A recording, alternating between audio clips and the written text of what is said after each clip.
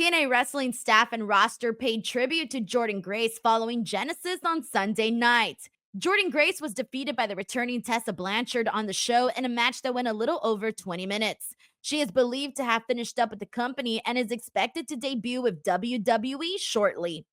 In a special ceremony following Genesis, TNA presented Jordynne Grace with a signed belt and declared her the forever TNA champion. Alicia Edwards also opted to show her appreciation by shoving cake in her face.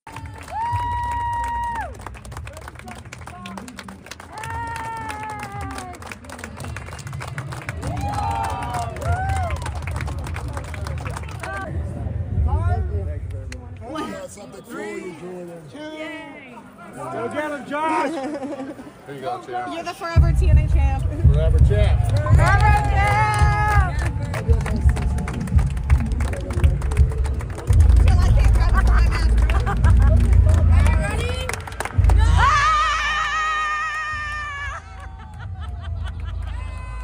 Jordynne Grace signed with Impact Wrestling in October 2018, shortly after competing in the Over the Budget Battle Royal at the first All In event. She is a 3-time Knockouts champion and 1-time Knockouts Tag Team champion, along with Rachel Ellering.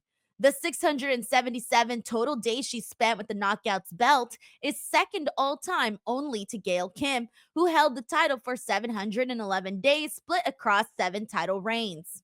It's time to believe in Joe Hendry.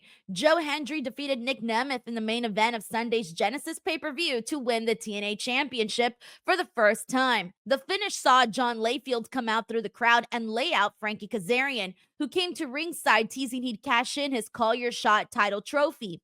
John Layfield also knocked out Ryan Nemeth before making his exit. In the ring, Joe Hendry got a near fall after hitting the standing ovation, then eventually cut off Nemeth again and hit the standing ovation a second time to win the title. After his victory, Joe Hendry hugged his parents at ringside, then celebrated in the crowd as the show went off the air. Joe Hendry had received other title matches in 2024, but came up short twice. First at Slammiversary in a 6-way elimination match, then at Bound for Glory after interference from John Layfield. At last month's Final Resolution, Joe Hendry won a 4-way match to become the #1 contender once again. Nick Nemeth's reign as champion ended after 183 days, winning the 6-way elimination match at Slammiversary back in July. As promised, members of the WWE NXT roster made themselves known during Sunday's TNA Genesis pay-per-view, including the reigning tag team champions Fraxium and Cora Jade. Nathan Frazier and Axiom came out prior to the Hardys TNA Tag Team title defense against the Rascals to take a closer look, and then inadvertently got involved. After Trey Miguel dove outside at the Hardys and then accidentally hit the NXT Tag Team champions by mistake, things got heated before security escorted Fraxium to the back. As a result, Fraxium will now defend the titles against the Rascals at this Thursday's live edition of TNA Impact. That wasn't the only NXT involvement on the show. Following TNA Knockouts champion Masha Slamovich's successful title defense over Rosemary, Cora Jade made her own surprise appearance to confront Slamovich. Masha Slamovich appeared in the crowd during last Tuesday's NXT and teased defending the title against someone in NXT. Ashanti the Adonis came out during the pre-show with an open challenge that was answered by Jake Something, who defeated Adonis in under 4 minutes. Ariana Grace returned during the night to resume her role as a liaison between NXT and TNA. After the two sides worked together during the second half of 2024, WWE and TNA announced a formal partnership last week that will continue the talent exchange that could spill over to the main roster as well. The long career of Sabu will come to an end at Joey Janela's spring break this April.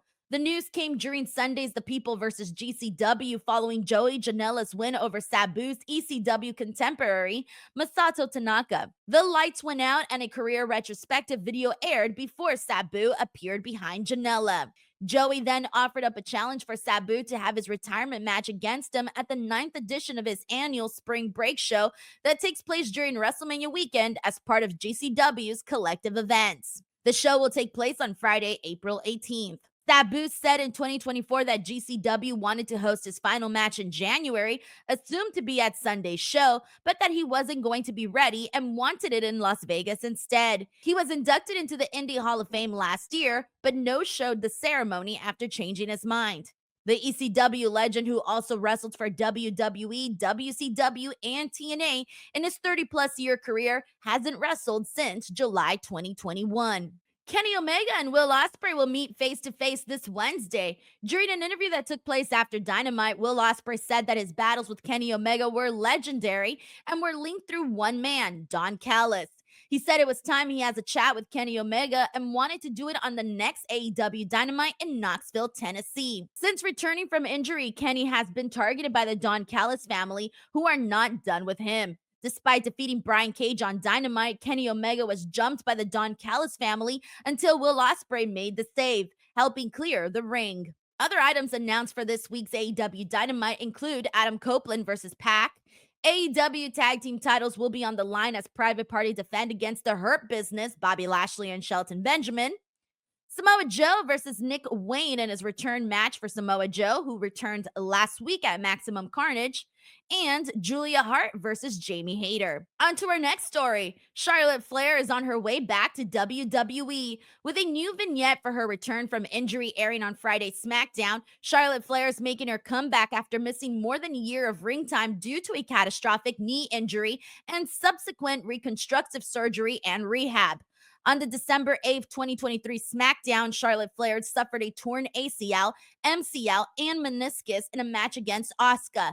She underwent surgery in late December 2023 or early January 2024, posting about it on social media on January 4th, 2024. A return date for Charlotte Flair has yet to be announced. The upcoming Royal Rumble match on February 1st would be a logical conclusion. Additionally, a new match is on tap for WWE Saturday Night's main event on January 25th.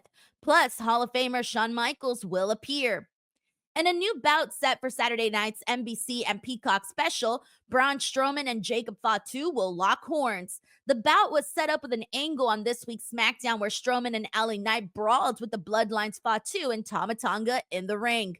WWE Hall of Famer Shawn Michaels has also been added to the lineup for Saturday's show, serving as a special enforcer for a contract addendum signing between Cody Rhodes and Kevin Owens. The updated card for Saturday night's main event on January 25th in San Antonio includes the World Heavyweight Champion Gunther defending against Jey Uso, the WWE Intercontinental Champion Braun Breaker defending against Sheamus, and of course Jacob Fatu versus Braun Strowman, and the contract signing for Cody Rhodes and Kevin Owens with Shawn Michaels as the special enforcer. That's a wrap for this episode of The Latest. As always, thank you so much for watching, and please do not forget to subscribe to F4W Online for plenty more pro wrestling coverage.